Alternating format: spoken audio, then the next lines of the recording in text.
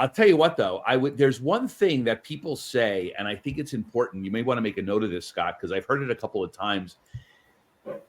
Even he said it. He goes, the problem is that when a buyer comes directly to a listing agent, they have no representation. I keep hearing this from realtors that a buyer is not represented, that is not the case. I know that the listing agent can represent both sides. I love that you said that. What was that? I love that you said that. Yeah, and the reality is that that just kind of went over everyone's head. Like he's like, well, the problem is, these buyers, they have no representation. No, they do have representation. They can be represented in a dual agency situation. And again, I just wanted to mention that to you because I've heard that not from you. I keep hearing that. That is not the case. So just assertion. I mean, if you look on its face, it's a reasonable assertion. I know that you have such a nuanced grasp of this that you don't agree, but to the novice, they're going to think no one's in their corner. That's what they think.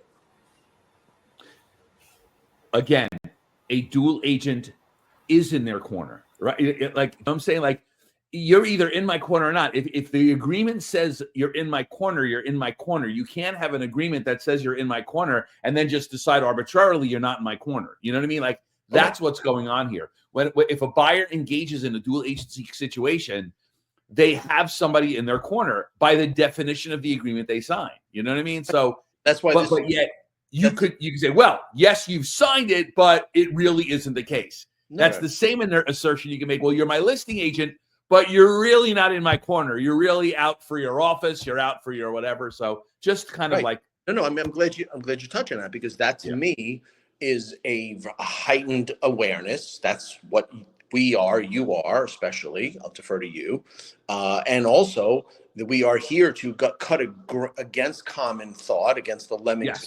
Cliff. Yeah. And that really, it's even more important that you mention that because we are. We believe that people will go in droves to listing agents, and that's the concern that buyer's agent should have if they're not able to latch on, demonstrate their value. So you would say the trend is towards going directly, and that And listing agents should really be listening. Hey, listen, here's why you can go back in the water because it's safe because you can do the job for the buyer. Yeah. I mean, I love that we're speaking out of our mouth, three sides of our mouths here, because it's all true. You could say, a lawyer could represent a plaintiff today and defend it tomorrow, right? And you could be you're done realtor, buyer's agents, but no, there's hope. Here's how. So in listing agents, you're going to get all the business, but be aware, buyer's agents can. To me, the duplicity is enrichment. I mean, as we speak, there's a young couple who I'm helping. They're just friends of mine buying a house. They did it textbook. They tried 4 or 5 times to buy a home with a buyer's agent, and they were unsuccessful each time. Now, it doesn't mean they were unsuccessful because of the agent, but they were outbid 4 out of 4 times. They didn't get it. They were disappointed. I got involved with them after their 4th disappointment, after they lost their 4th dream house. And I explained to them, I go, listen,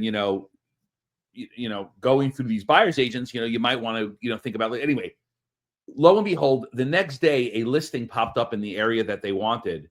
They called me up on the phone and I said, I happen to know the listing agent. So I go direct, went right to the listing agent. Listing agent just got the listing. Listing agent said, listen, this is a hot property. We're going to have a bidding war, but I'll do everything I can to help you as I would anybody else.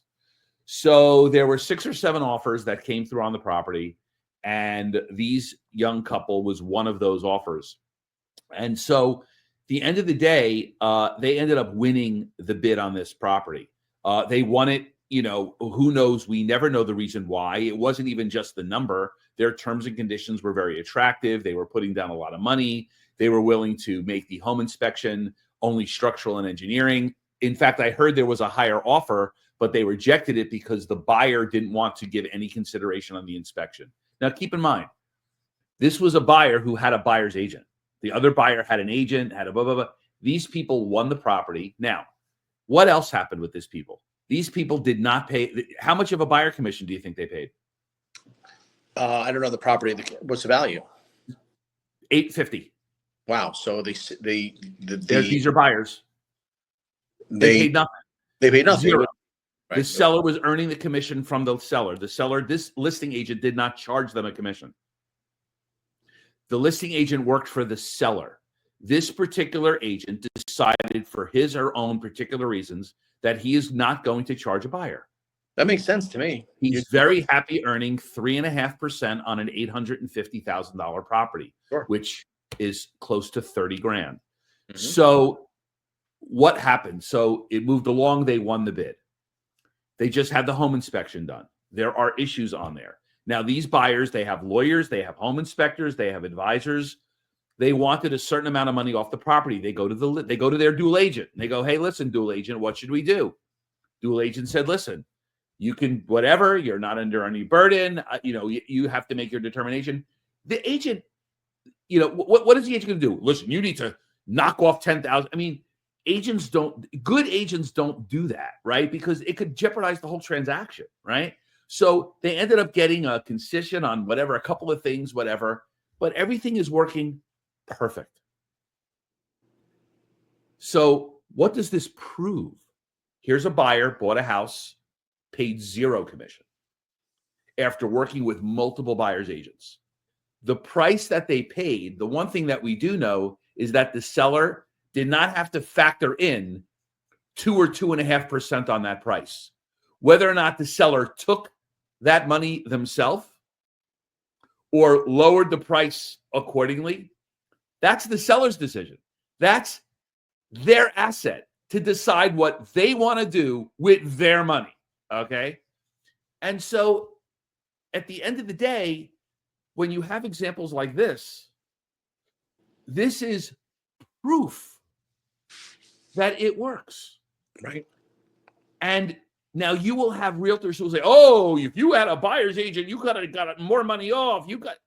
You have no idea. You can always do scare stories of what would happen. But here we have a story, and there are thousands like them where it works. Right. Now, keep in mind, the fact that it worked upsets. If I'm a buyer agent, I don't want this to be a successful story. Right? If I'm a broker that's trying to force my agents to get sellers to pay 2%, I don't like this story. Mm-hmm. Right? So these are real stories that are happening every day. And because this is the direction you believe we're headed, and this is the way it can be done efficiently and representing both parties fairly. So the question here is, was the buyer not represented? No, they were represented. But they also had representation from their attorney, from their home inspector, from their family, from their advisor. They have a lot of people advising you. Realtors have overstated in many cases. These are these stories. So in any event, I just want to kind of give you that perspective, because this whole narrative that buyers don't have representation. And many times, and what about the stories when they do have representation and they lose?